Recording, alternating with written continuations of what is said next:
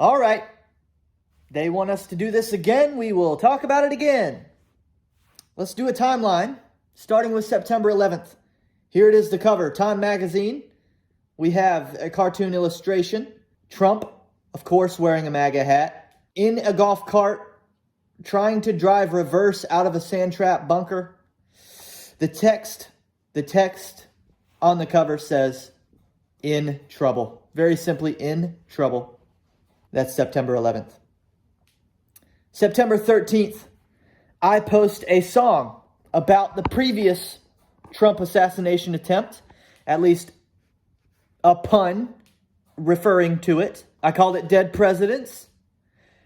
I talked the whole song about how I want dead presidents in terms of the slang term for money, for cash. Some people call it dead presidents. I said, I want more dead presidents in my wallet. I want a green face in my pocket. I want more dead presidents, but not as bad as the left do. That was sort of the punchline of the song. That was September 13th. 2 days after the Time Magazine cover, and 2 days before, September 15th, the second attempted assassination of 2024 against Donald Trump. Of course, while Trump is golfing, he's on a golf course in Palm Beach, Florida. Hence why the Time Magazine cover is so bizarre, or foreshadow vibes, right? I might not seem as mad as I was the last time I reacted to a Trump assassination. When I reacted to that one, it was basically as soon as I knew about it, as soon as I could possibly react, an instant reaction. This time I'm reacting in a video, talking to you 24 hours later. So I've had some time to think. And I've tried to approach this one with a much more logic-driven response, because last time it was more emotional. I was very mad. I still came together in the last reaction with some concepts for how conservatives should respond to that one. And this time, I want to think again about sort of where we go from here, not just a complete reaction. We have to be proactive. Here's where my brain went after the second assassination attempt. Because we got to think a little bit dark here, don't we? We kind of have to. We kind of have to think a little bit dark. So you know what? I started thinking a little bit dark. If they keep trying to assassinate Trump, this time they weren't as close as they were last time, obviously. You can't be any more close than they were the first time without accomplishing the mission. So this time they weren't technically as close to getting the job done. If the trend becomes that the Secret Service does get on top of things and they start to actually secure larger perimeters and they're a little bit more proactive and you can't really get the shot off at Trump anymore, what will they do? What will they do next if you can no longer get the line of sight to Trump? In my opinion, what I think they're going to do is turn the attention off Trump, quit trying to take Trump out, start taking his supporters out.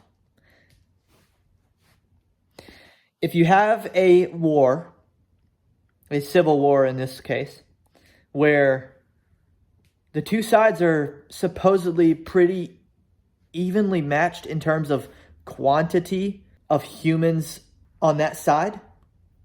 I mean, supposedly this is it's a real close to a 50-50 split. If that's true in this country, what would someone have to do to make an impact, a positive impact for their side if you can't take the leader out? Let's say a shooter decides to go on a death mission, a lone shooter. They are one person. They can only vote once. They're one vote. If you look at it in terms of votes. And if they decide, I'm going to go on a death mission, all they have to do is take out two people from the other side for it to be a net positive for their agenda. If you look at it strictly based off numbers in a 50-50 battle. hey, I'm going down. I'm getting. There's no way I get out of this with my life or my freedom. So I have to take at least 2. If I take out 2, that's how they're going to look at it. Strictly a numbers game. And taking out 2 is extraordinarily easy, extraordinarily doable, over and over and over. Like, it's just, that's on the table. That's definitely on the table. Taking out 2 would be incredibly simple. Of course, there's the ability for them to take out many more than that per person willing to do this. And we've already seen multiple people be willing to do this. Let me address to some people who would refute what I've said so far and say, but what you're misunderstanding is that these people making attempts on Trump aren't agenda-based. They're not driven by ideology. It's strictly a Trump problem. Their problems with Trump. That's not true.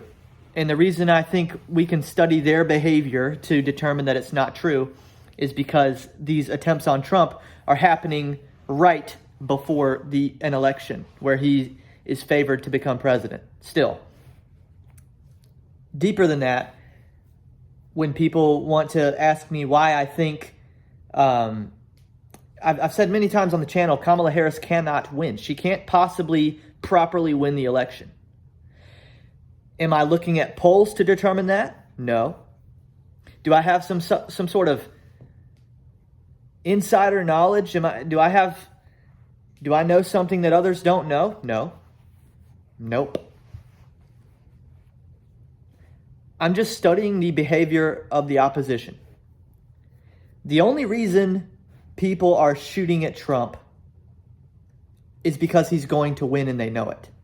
They're telling us they know he's going to win. Our hunch as conservatives that he's going to win this time is being completely verified.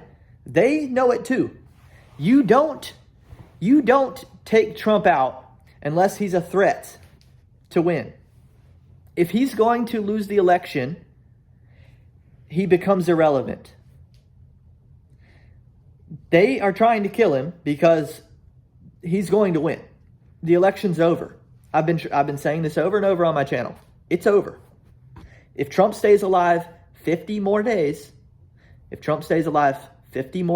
he will be elected the 47th president of the United States. Unless, A, you take Trump himself out, or B, you can't take Trump out, but you repeat enough iterations of a 2-for-1 trade that I just talked about earlier, a 2-for-1 or better trade in the 50-50 battle, that they now would win the election actually by vote.